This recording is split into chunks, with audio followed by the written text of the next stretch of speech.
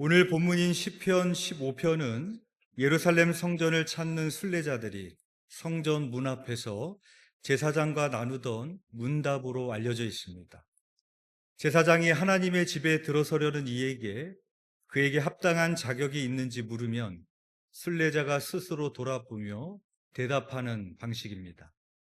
순례자는 이 문답을 통해 지난 삶을 정직하게 대면하고 일상으로 돌아가서도 하나님의 백성답게 살겠다는 깊은 결단을 내립니다. 이 문답은 성전 출입의 가부를 결정짓는 절차라기보다 하나님의 임재 가운데 나아가야 될 예배자가 어떠한 삶을 살아야 되는지를 우리들에게 보여주고 있습니다. 오늘 본문 시편 15편 1절의 말씀 우리 함께 봉독하겠습니다. 시작. 여호와여, 주의 장막에 머무를 자 누구오며 주의 성산에 사는 자 누구오니까. 아멘. 장막과 성산은 성전과 시온산을 가리킵니다. 즉 하나님의 임재를 가리키는 것입니다.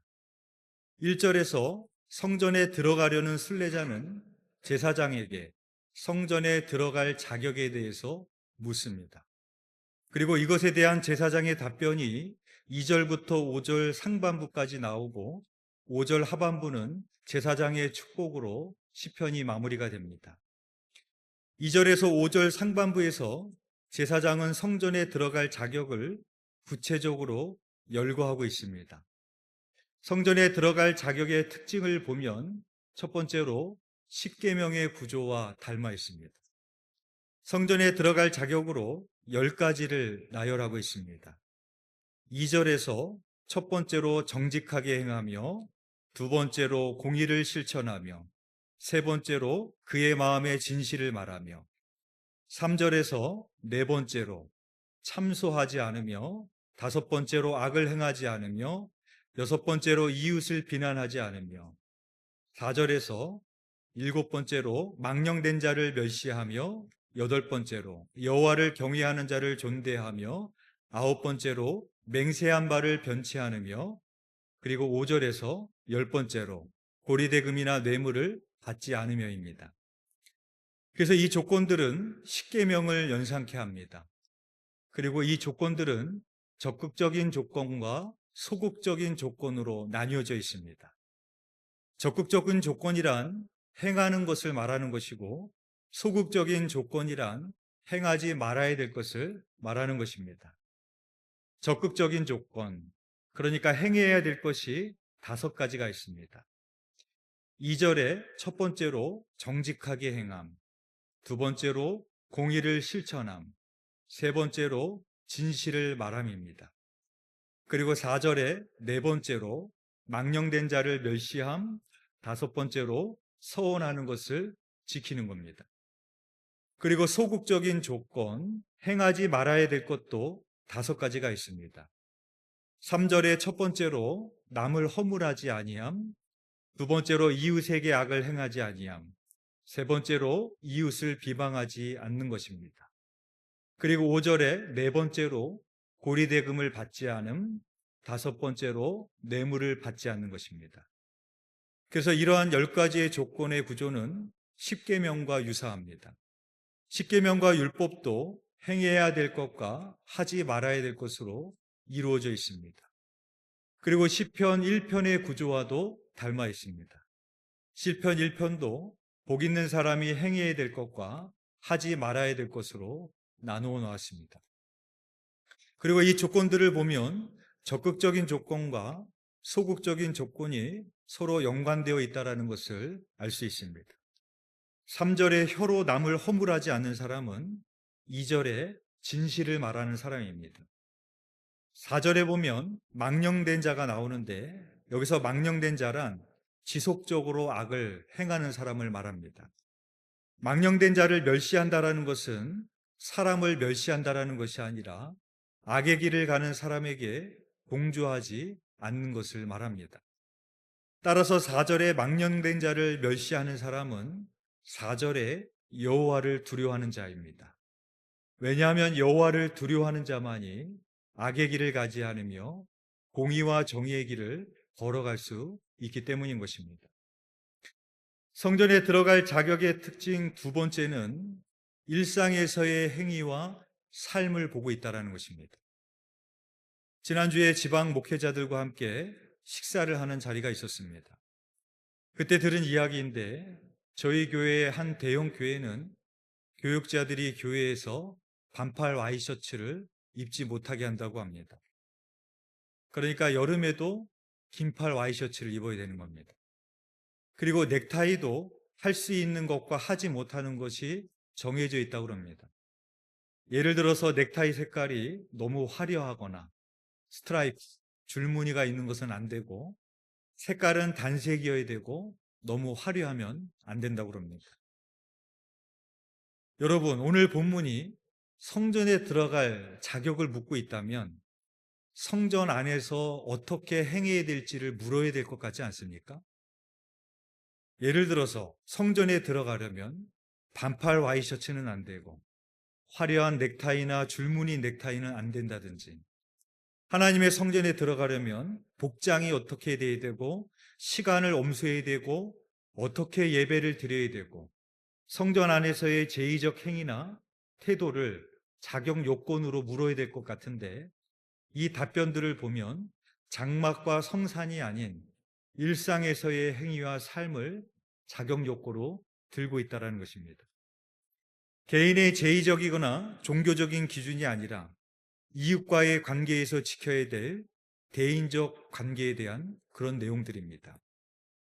2절에서는 언어 생활에서의 실천 상황, 3절에서는 언어 생활에서의 금기 사항, 4절에서는 대인 생활에서의 실천 사항, 5절은 대인 생활에서의 금기 사항을 들고 있습니다.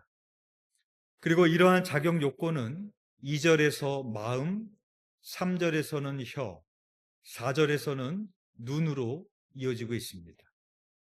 2절 말씀 우리 함께 읽어보겠습니다. 시작.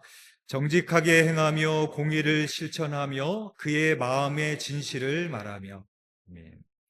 성전에 들어갈 자격 요건으로 제일 먼저 마음을 보고 있습니다. 이것은 외형적으로 드러나는 모습이 중요한 것이 아니라 우리의 내면이 중요하다는 것입니다. 왜냐하면 하나님은 외모가 아니라 마음의 중심을 보시는 하나님이시기 때문에 그렇습니다. 그렇다면 마음의 진실을 말하며는 무슨 뜻일까요? 제가 주일날 예배를 시작할 때마다 반복해서 하는 말이 있습니다. 오늘도 했습니다. 뭘 것 같으세요? 다 함께 조용한 기도 하심으로 하나님께 가난한 마음과 진실된 마음으로 나아가시겠습니다 하고 예배를 시작합니다. 제가 이 말을 드리는 것은 예배를 시작할 때 인도자가 하는 멘트가 아닙니다. 저도 여러분에게 오늘 본문이 시편 15편처럼 묻고 있는 겁니다. 문답하는 겁니다. 여러분들이 지금 진실된 마음으로 나아가시려고 하는 것인지 아니면 그냥 형식적으로 앉아 계시는 건지 저도 문답하는 겁니다. 하나님이 다윗을 기뻐하신 이유가 있습니다. 그것은 다윗이 하나님께 범죄하지 않고 깨끗했던 인간이 아니라 다윗은 항상 하나님께 진실되게 나아갔기 때문입니다. 다윗은 하나님께 자기의 죄와 허물을 자백하며 하나님께 나아갔습니다. 시편 51편 17절의 말씀입니다. 하나님께서 구하시는 제사는 상한 심령이라. 하나님이여 상하고 통회하는 마음을 주께서 멸시하지 아니하시리이다. 다윗은 하나님께서 기뻐하시는 예배가 무엇인지를 알았습니다. 그래서 다윗은 하나님께 상하고 통회하는 마음으로 진실되게 나아갔던 것입니다. 사랑하는 여러분, 하나님께 진실된 마음으로 나아가시는 참된 예배자가 되시기를 주님의 이름으로 축복합니다. 성전에 들어갈 자격 요건으로 그 다음에는 마음에서 혀로 이어지고 있습니다. 우리 3절 말씀 함께 읽어보겠습니다. 시작. 그의 혀로 남을 허물하지 아니하고 그의 이웃에게 악을 행하지 아니하며 그의 이웃을 비방하지 아니하며. 3절에서는 혀로 삼가해야 될 것이 나옵니다. 혀로 남을 허물하지 아니하고 이웃에게 악을 행하지 아니하며 이웃을 비방하지 아니하는 것입니다. 아나운서 김재원 씨가 쓴 말꽃, 당신의 말이 꽃이 되는 순간이라는 책이 있습니다. 이 책은 30년간 방송 현장에서 말을 다뤄온 아나운서 김재원 씨가 화려한 말하기 기술을 가르쳐 주는 것이 아니라 김재원 씨가 깨달은 말에 대한 성찰을 담은 책입니다. 우리가 내뱉은 말이 누군가의 가슴에 박히는 못이 될 수 있습니다. 그러나 우리의 말이 누군가의 가슴에 심겨지는 꽃이 될 수도 있습니다. 말은 쉽게 지나가지만 말이 남긴 자리는 오래 남습니다. 누군가의 가슴을 후벼 파는 말은 말못이 되어 30년 뒤에도 그 사람의 마음속에 남아 아픔과 고통을 줍니다. 그러나 누군가의 마음에 심겨지는 말은 말꽃이 되어 그 사람의 마음에 심겨지고 아름답게 피어나게 됩니다. 말못을 방지하는 최선의 길은 말의 쉼표를 가지는 겁니다. 말도 할 때와 멈출 때를 알아야 됩니다. 음식에도 발효의 시간이 필요하듯이 말에도 발효의 시간을 가지셔야 됩니다. 감정이 격해졌을 때 즉각적으로 말을 쏟아내면 그 말은 말못이 될 가능성이 큽니다. 그때는 말을 즉석에서 내뱉지 말고 발효하는 시간을 가져야 됩니다. 그렇게 할 때 말에 도끼가 빠지고 상대방에게 아프지 않은 언어로 다듬어서 말할 수 있습니다. 여러분은 누군가의 가슴에 말못을 박는 사람입니까? 아니면 말꽃을 심어주고 있는 사람이십니까? 꽃이 향기를 풍기듯이 좋은 말은 좋은 향기를 진동시킵니다.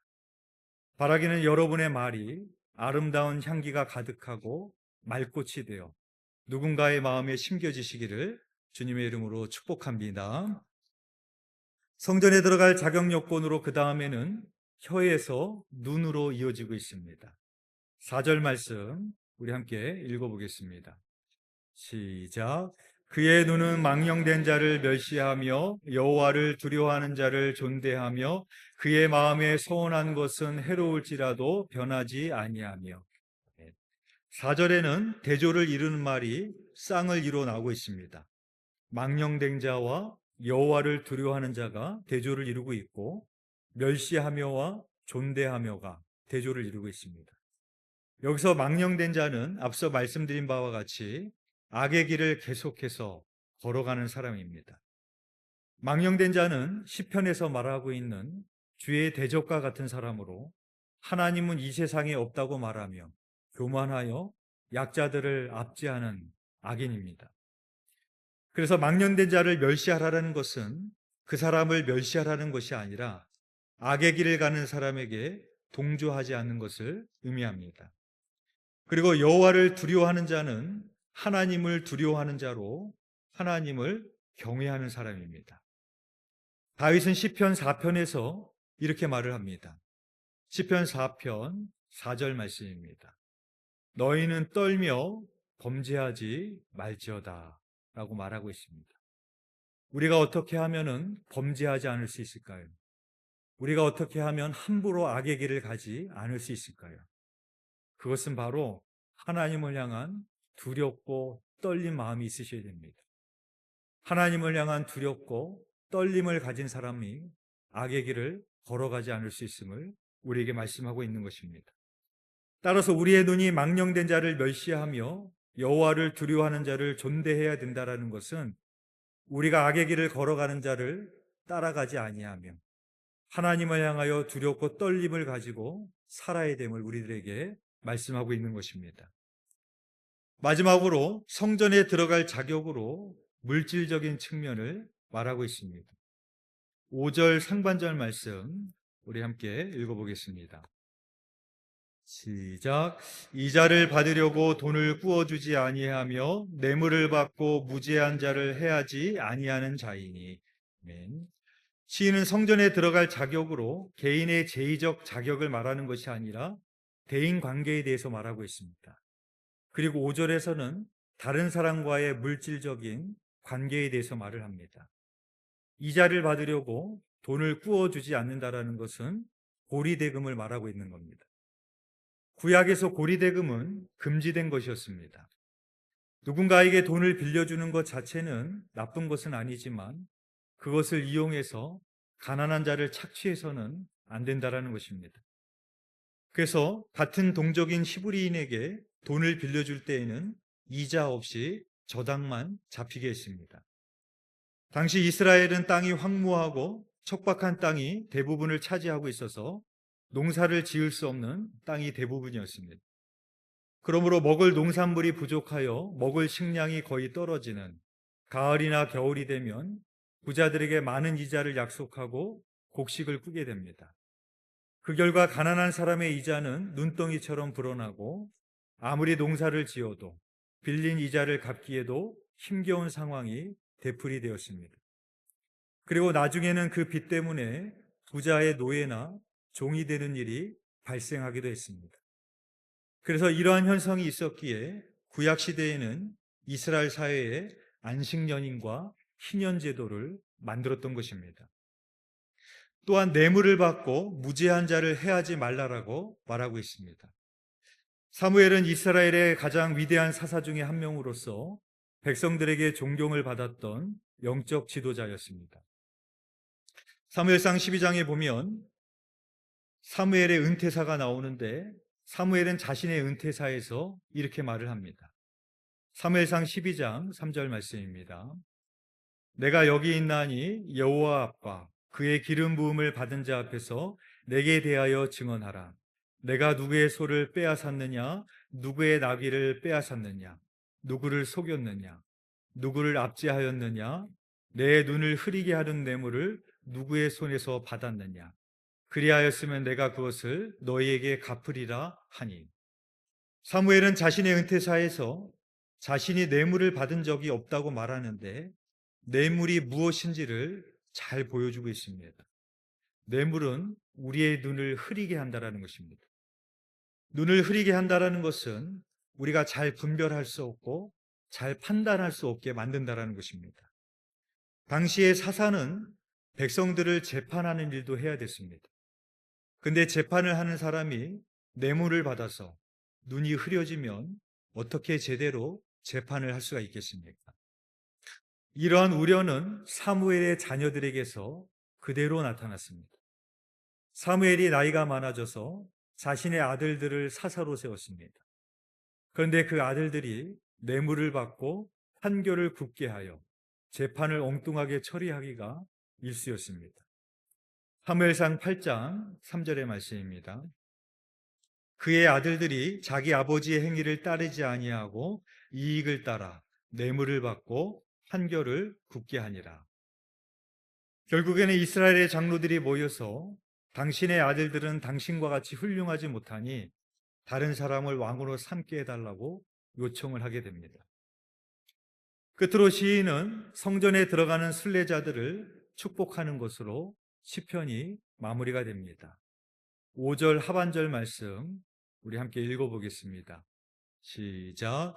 이런 일을 행하는 자는 영원히 흔들리지 아니하리이다. 아멘. 5절 하반절을 따로 읽은 이유는 5절 하반절이 5절 상반절과 연결되어 있는 것이 아니라 시편 15편 전체에 나오고 있는 성전에 들어갈 수 있는 그 자격과 연결되어 있기 때문입니다. 따라서 제사장은 성전에 들어가는 순례자에게 하나님의 임재에 들어가는 사람은 영원히 흔들리지 않을 것이라고 축복하면서 시편이 마무리가 되고 있습니다. 이 말은 그 사람 자체가 흔들리지 않는다고 말하는 것이 아니라 흔들리지 않으시는 하나님이기에 하나님의 임재 가운데 있을 때 우리는 흔들리지 않을 수 있다라고 말하고 있는 것입니다.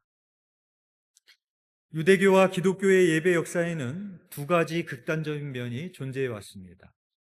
한편으로는 예배나 기도를 통해 하나님께 접근하는 것이 불가능할 정도로 느껴질 정도로 하나님의 거룩을 지나치게 강조했던 것이고, 다른 한편으로는 하나님께 접근하는 것을 강조하면서 하나님께 나아가는 것을 아무렇게나 나아갈 수 있는 일로 생각했던 것입니다. 이 양극단의 두 지점에서 우리는 적절한 중간의 지점을 찾아야 됩니다. 그것은 예배에 대해 준비된 마음과 하나님을 향한 경외심을 갖는 것입니다. 이사야서 6장에 보면 이사야 선지자가 성전에서 하나님의 임재를 경험합니다. 하나님의 임재를 경험했던 이사야 선지자의 반응은 두렵고 떨림이었습니다. 이사야서 6장 5절 말씀입니다. 그때 내가 말하되 하로다 나여 망하게 되었도다. 나는 입술이 부정한 사람이요 나는 입술이 부정한 백성 중에 거주하면서 만군의 여호와이신 왕을 배웠음이로다 하였더라. 이사야가 깨달았습니다. 하나님 앞에 예배는 하고 있지만 늘 이웃들에게 입으로 죄를 짓고 있는 가운데 내가 만군의 왕이신 하나님을 배웠구나. 화로다. 내가 망하게 되었다. 그렇게 고백을 하는 겁니다. 거룩하신 하나님 앞에 서 있는 자신의 죄 때문이었습니다. 하나님은 두려워 떨고 있는 이사야 선지자에게 제단에서 핀 숯을 가져다가 그의 입에 대시며 내 악이 제하여졌고 내 죄가 사하여졌느니라고 선포하십니다. 그때 이사야가 하나님의 음성을 듣습니다. 내가 누구를 보내며 누가 우리를 위하여 갈고. 우리는 언제 하나님의 음성을 들을 수 있습니까? 성전에 나와서 예배를 드린다고 다 하나님의 음성을 듣지 못합니다.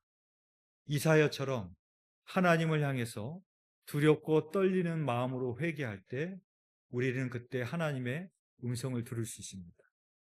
그때 이사야가 이렇게 대답을 합니다. 내가 여기 있나이다. 나를 보내소서.